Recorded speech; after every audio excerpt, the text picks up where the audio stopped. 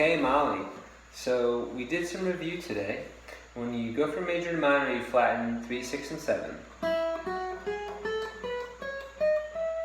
1, 2, flat 3, 4, 5, flat 6, flat 7, 8.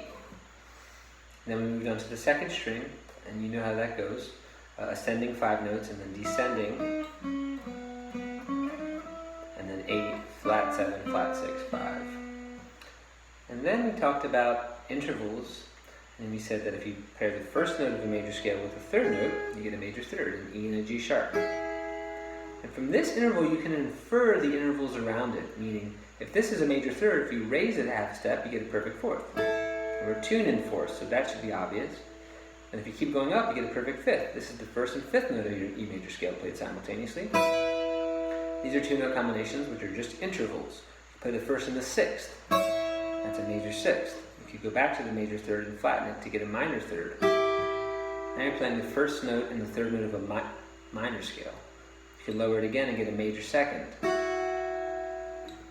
And those intervals are more or less universal, as you know, except for the one exception. So you can play a whole row of major thirds. Or a row of perfect fifths. The 5 to 6 is the blues pattern. You start with a perfect fifth, and you have a major sixth. In open position, it's much more comfortable, as you pointed out. Okay, then you're going to play your parallel thirds, which is a 5-note scale. Parallel motion, both voices moving in the same direction by a fixed interval. In this case, by a fixed interval. So do a whole row of them, like we did in your lesson, starting on each string pair, all with a 5th fret root. And then the other thing I want you to review is your major pentatonics and your major blues. Simply add the minor third to give it a bit of twang. Do the same thing with your minors. Pentatonic. And now we add the flat 5. E, A, D, and G, as you know. Okay, then we talked about songwriting, and a lot of songwriting comes down to being open to improvisation and to just playing the guitar, not practicing or learning a particular song.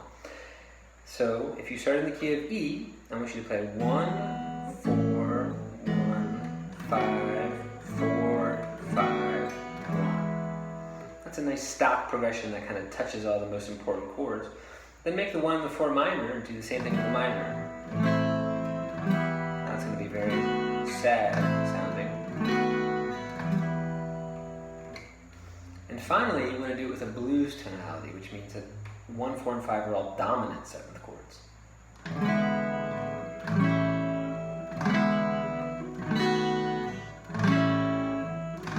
Whoops. Repeat those progressions in the key of A, and then give it to non-diatonic features. In other words, play an E major juxtaposed with an A minor.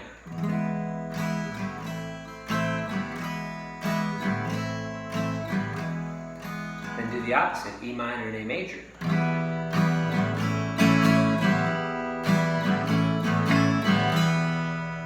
Those are both very cool sounds. Do them in E and A. And then we talked about the diatonic series, which was review. Key of E, E, F sharp minor, G sharp minor, A, B, C sharp minor. Those are the 6 diatonic chords, exclusively using the notes of the E major scale. Same series in the key of A, using nothing but notes of the key of E major.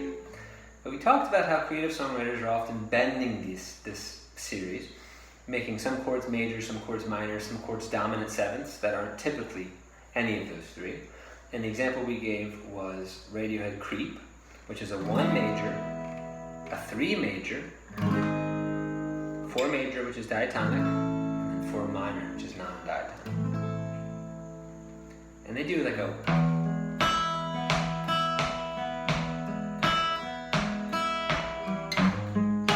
It's kind of an arpeggio. I don't remember exactly how they do it.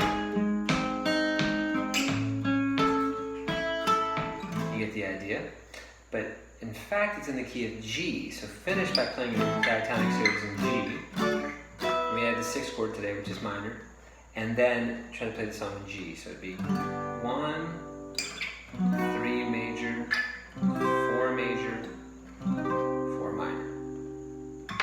think that's most of what we covered. Have fun.